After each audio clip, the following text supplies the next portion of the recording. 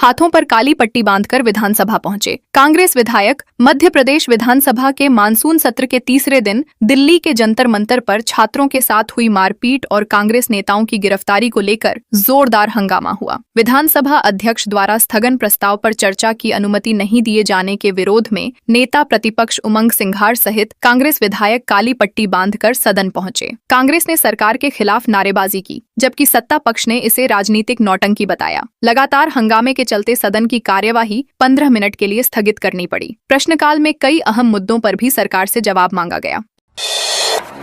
MP के 35 से ज्यादा जिलों में बारिश। मध्य प्रदेश में मानसून पूरी तरह सक्रिय है और पिछले 24 घंटे में 35 से अधिक जिलों में अच्छी बारिश दर्ज की गई। सबसे ज्यादा 4.2 इंच वर्षा नर्मदापुरम में हुई। इसके अलावा नरसिंहपुर, राजगढ़, भोपाल, सीहोर, मंडला, श्योपुर, सिवनी और खरगोन समेत कई जिलों में भी तेज बारिश हुई। मौसम विभाग ने अगले 24 से 48 घंटे के दौरान कई जिलों में भारी से अति भारी बारिश की चेतावनी जारी की है। लगातार बारिश के कारण जनजीवन प्रभावित हुआ है और प्रशासन को सतर्क रहने के निर्देश दिए गए हैं।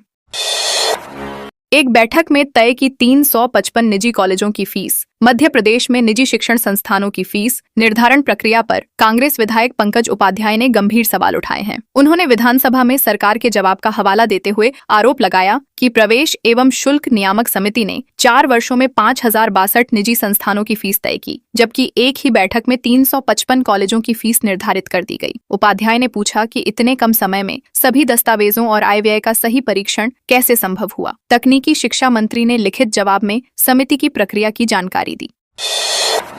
ओंकारेश्वर ज्योतिर्लिंग परिसर में पंडितों के प्रवेश पर रोक। ओंकारेश्वर ज्योतिर्लिंग मंदिर में बुधवार सुबह 9 बजे के बाद नियमित पूजन अर्चन करने वाले पंडितों के प्रवेश पर रोक लगाए जाने से विवाद की स्थिति बन गई। पंडितों का आरोप है कि मंदिर के टी पॉइंट पर तैनात सुरक्षा कर्मियों ने वरिष्ठ अधिकारियों के निर्देश का हवाला देकर उन्हें भीतर जाने से रोक दिया। सुरक्षा कर्मियों को आदेश का उल्लंघन करने पर कार्रवाई की चेतावनी भी दी गई थी। पंडितों ने इस व्यवस्था पर नाराजगी जताई और कहा कि यह निर्णय एसडीएम पुनासा के निर्देशों पर लागू किया गया है।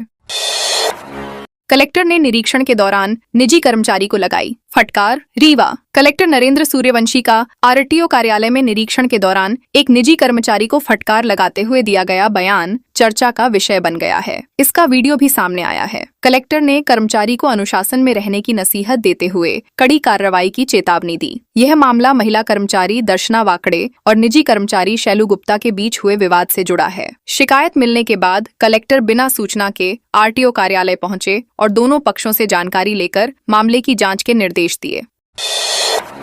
बड़वानी में बलराम कृषि महोत्सव का आयोजन। बड़वानी में आयोजित बलराम कृषि महोत्सव में मुख्यमंत्री डॉक्टर मोहन यादव वर्चुअली शामिल हुए। उन्होंने कहा कि किसान प्रदेश की रीढ़ हैं और उनकी उन्नति के बिना राज्य का विकास संभव नहीं है। वर्ष 2026 को कृषक कल्याण वर्ष घोषित करते हुए सरकार किसानों को आधुनिक तकनीक, प्राकृतिक खेती और नवाचारों से जोड़ने का प्रयास कर रही है। मुख्यमंत्री ने बताया कि सिंचाई परियोजनाओं और ड्रिप इरिगेशन से बड़वानी में कपास और मिर्च का उत्पादन बढ़ा है तथा यहाँ का केला अब खाड़ी देशों तक निर्यात हो रहा है। राहुल गांधी की हिरासत के विरोध में कांग्रेस का प्रदर्शन। अनूपपुर में जिला कांग्रेस कमेटी ने राहुल गांधी और अन्य कांग्रेस नेताओं की दिल्ली में हुई हिरासत के विरोध में जोरदार प्रदर्शन किया। कार्यकर्ताओं ने रेलवे स्टेशन चौराहे पर प्रधानमंत्री के पोस्टर जलाए, केंद्र सरकार के खिलाफ नारेबाजी की और जिला कांग्रेस कार्यालय से रेलवे स्टेशन चौक तक पैदल मार्च निकाला। जिला कांग्रेस अध्यक्ष श्याम कुमार गुड्डू चौहान के नेतृत्व में हुए प्रदर्शन में बारिश के बावजूद बड़ी संख्या में कार्यकर्ता शामिल हुए। कांग्रेस ने इसे लोकतांत्रिक अधिकारों के दमन के खिलाफ विरोध बताया। खुटार बकरी बाजार में अवैध वसूली के आरोप। सिंगरौली जिले के खुटार बकरी बाजार में निकासी शुल्क के नाम पर कथित अवैध वसूली का मामला सामने आया है। स्थानीय लोगों का आरोप है कि बाजार से बकरियां बाहर ले जाने पर प्रति पशु 50 से 100 रुपए और कुछ वाहन चालकों से 800 से 1000 रुपए तक वसूले जा रहे हैं। आरोप है कि वसूली करने वाले कुछ लोग पुलिस का नाम लेकर पैसे लेते हैं। मामले के सामने आने के बाद व्यापारियों और ग्रामीणों ने निष्पक्ष जांच की मांग की है, जबकि पुलिस ने अभी तक आधिकारिक पुष्टि नहीं की है। नई सड़क से किसानों की बड़ी मुश्किलें, गुणवत्ता पर उठे सवाल। धार जिले के गंधवानी विकास खंड में हाल ही में बनी सोनगांव पिपली सड़क निर्माण को लेकर किसानों और ग्रामीणों ने पीडब्ल्यूडी तथा निर्माण एजेंसी पर गंभीर लापरवाही के आरोप लगाए हैं। उनका कहना है कि सड़क किनारे बनी नालियों का पानी पुलिया के माध्यम से सीधे खेतों की ओर मोड़ दिया गया है, जिससे आगामी बारिश में जल भराव और फसलों को भारी नुकसान हो सकता है। ग्रामीणों का आरोप है कि सड़क निर्माण के दौरान जल निकासी की वैज्ञानिक व्यवस्था नहीं की गई। किसानों ने प्रशासन से जल्द जांच कर समस्या का स्थायी समाधान कराने की मांग की है।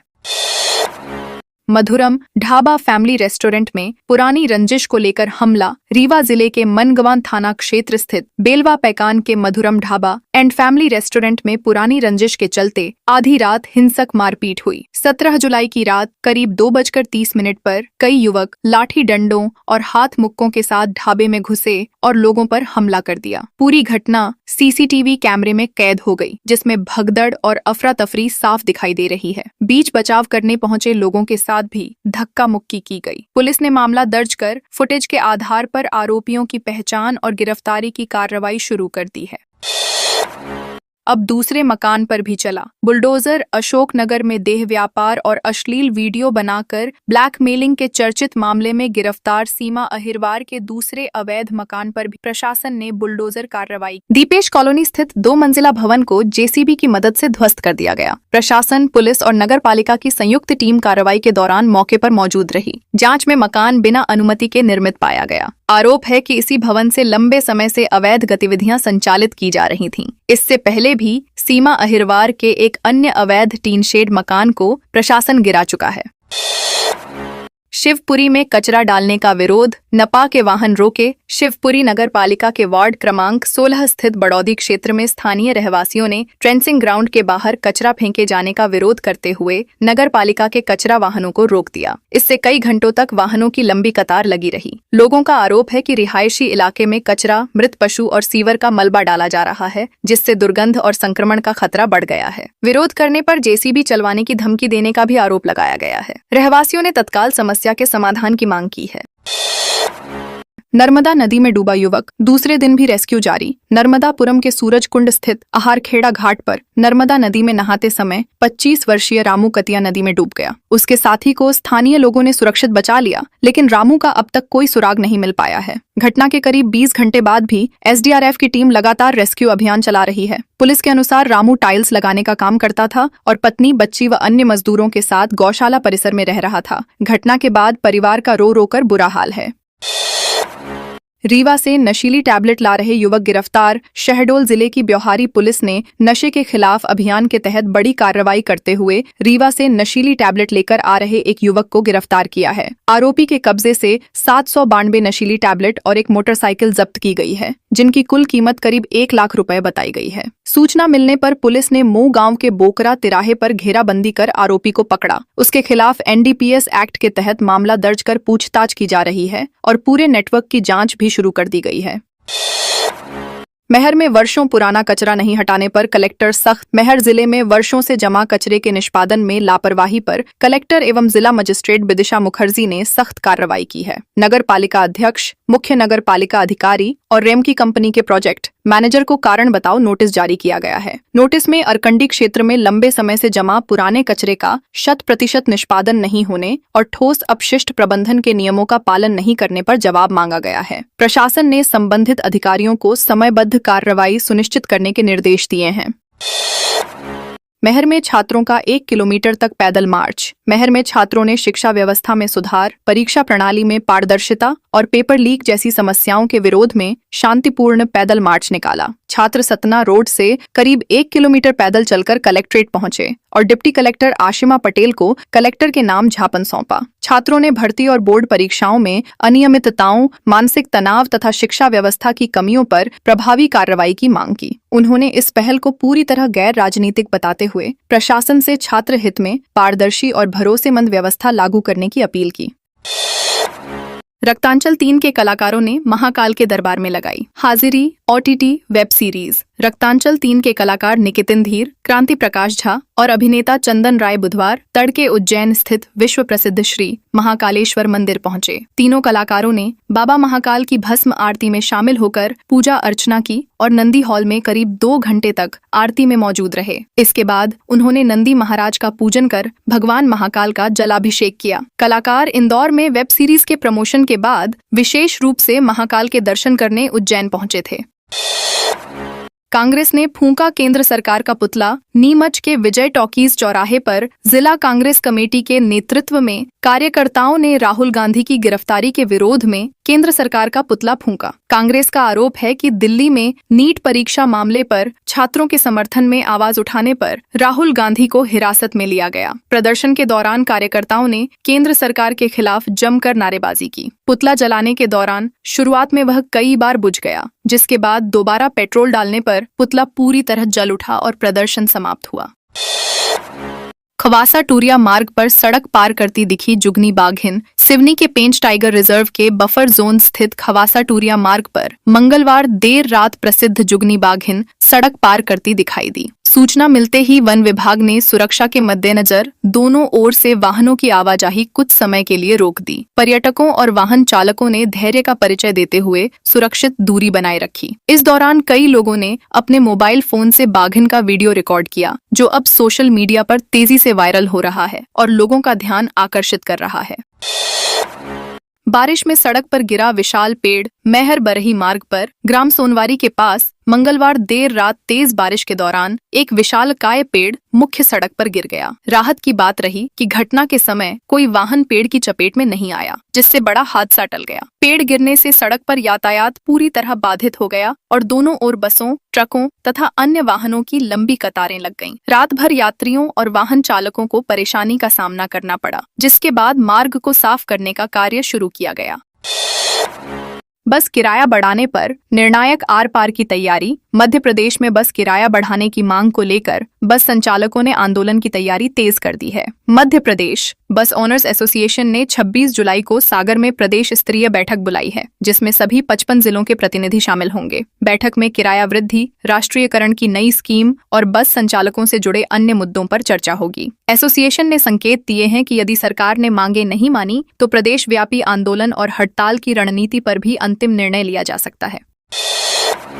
पीएम श्री स्कूल टीचर पर पॉक्सो का केस। गंजबासौदा के पीएम श्री केंद्रीय विद्यालय के बायोलॉजी शिक्षक सुनील दधीची के खिलाफ छात्राओं से कथित बेड टच और अशोभनीय व्यवहार के आरोप में पॉक्सो एक्ट सहित विभिन्न धाराओं में मामला दर्ज किया गया है। छात्राओं की शिकायत के बाद स्कूल प्राचार्य की ओर से एफआईआर दर्ज कराई गई। आरोप है कि शिक्षक ने कक्षा में अनुचित भाषा का प्रयोग किया और छात्राओं के साथ आपत्तिजनक व्यवहार किया। पुलिस ने शिक्षक को हिरासत में लेकर पूछताछ शुरू कर दी है तथा मामले के सभी पहलुओं की जांच की जा रही है।